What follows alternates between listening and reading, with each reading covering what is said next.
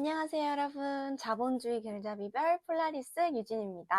자, 저번 에피소드까지는 기본적인 경매란 무엇인지 그리고 경매 절차에 대해 간단하게 설명드렸었죠. 이번 에피소드부터는 각각의 경매 절차마다 제가 경험했던 물건들을 예시로 더 자세하게 풀어나가 보도록 하겠습니다.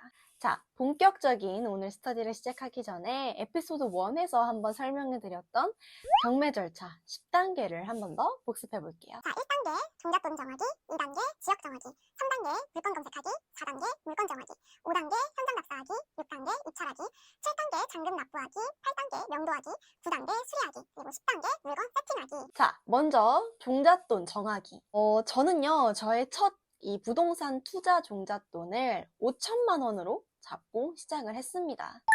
그리고 이 종잣돈을 정할 때 절대 이 돈 이상으로 투입하지 않는다고 마음 먹고 딱 그 부동산 투자금 해서 계좌에 5천만 원만 이렇게 정해서 남겨놨었거든요. 자, 많은 분들이 제가 영상을 업로드했을 때 여쭤봐 주셨던 게 얼마를 갖고 있어야 어느 정도의 물건을 시도할 수 있냐, 이렇게 문의 주신 분들이 되게 많았어요. 자, 이 부분을 간단하게 예를 들어서 한번 설명해 드려 보도록 하겠습니다. 예를 들어 A라는 물건의 최저 매각가가 2억 3천만 원이라면 보증금 2,300만 원만 있으면 입찰이 가능합니다. 그리고 제가 2억 5천만 원으로 입찰을 넣고 낙찰까지 받았다면 남은 잔금은 2억 2,700만 원이죠. 그럼 남은 2억 2,700만 원은 어떻게 구할까요?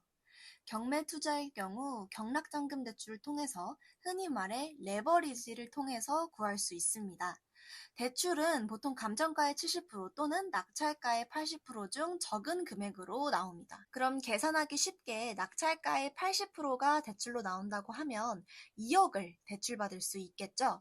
따라서 잔금 2억 2,700만 원에서 대출금 2억을 빼면 최종적으로 필요한 금액은 2,700만 원이 됩니다. 결국 보증금 2,300만 원과 최종 필요 잔금인 2,700만 원, 즉 5천만 원이면 경매 투자가 가능합니다. 자, 지금까지 알려드린 부분은 단순히 여러분들이 이해가 쉽게 되도록 계산하기 쉬운 숫자로 예시를 보여드린 점 참고해주세요. 다시 본론으로 돌아와서 저는 총 5천만 원의 종잣돈을 가지고 경매에 참여했습니다. 자, 이제 종잣돈 정하기 다음은 뭐였죠, 여러분들? 네, 바로 지역 정하기죠. 자, 이 부분은 제가 봤을 때 종잣돈 5천만 원으로 서울 아파트 도전이 너무 불가한 금액이라 저는 처음부터 지방 투자로 마음을 먹고 시작한다고 말씀드렸었죠. 그리고 저는 오피스텔 투자를 하지 않는다고 생각하고 무조건 아파트 경매로 시작한다고 마음을 먹었습니다.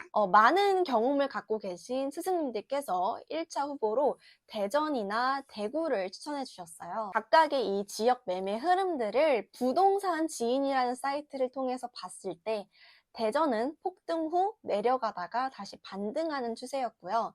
대구는 폭등 후 계속 내려가는 추세였기 때문에 저의 첫 부동산 물건 지역을 전 대전으로 결국 선택을 하게 되었습니다. 자, 종잣돈까지 정하고 그리고 이제 지역까지 정했으면 물건을 검색해 봐야겠죠. 저는 탱크 옥션을 이용해서 물건을 검색했습니다. 네, 저는 이 탱크 옥션이란 사이트를 이용해서 물건을 검색을 했는데요. 자, 여기 탱크 옥션 보이시죠? 여기에 경매 검색하기가 이렇게 나옵니다. 그럼 누르면 쭉 나오죠? 그러면 여기에 뭐 지역, 대전으로 선택을 해볼게요. 대전. 그 다음에 여기를 또 각각 세부 사항을 선택하면 됩니다. 근데 뭐 대전만 하고 검색을 해도 쭉 나오게 돼요. 밑에 지금 현재 이 경매 물건으로 나온 것들이 나오고요. 예를 들어서 물건 종류를 한번 선택을 해볼게요. 여기 주거용 아파트. 그럼 아파트만 나오게 됩니다.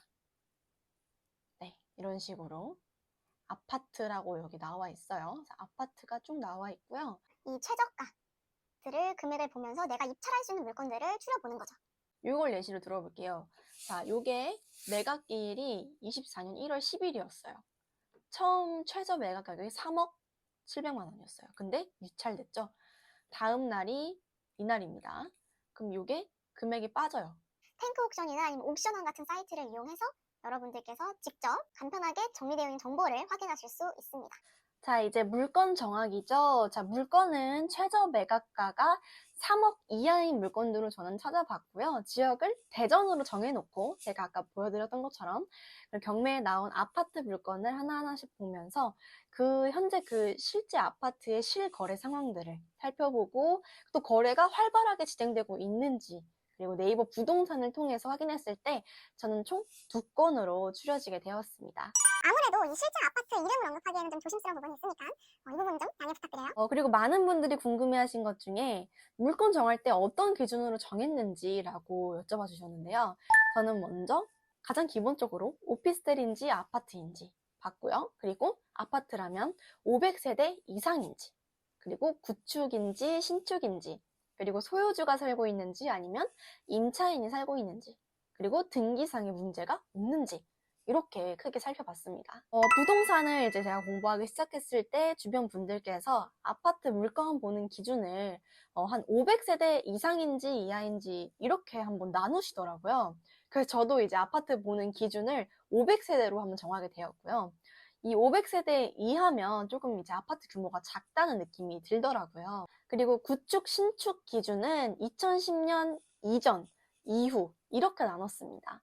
이게 구축, 신축을 나누는 이유 중 하나가 만약에 그 물건이 구축일 경우에 제가 낙찰받고 명도하고 수리를 해야 할 때 이제 어느 정도 수리비가 나오는지 고려를 해봐야 되잖아요. 예를 들어 구축일 경우에 제가 처음에 입찰가를 쓸 때부터 여기는 수리비가 어느 정도 들어가겠다라고 생각을 하고 입찰가를 줬기 때문에 이 부분은 좀 중요하다고 생각을 합니다.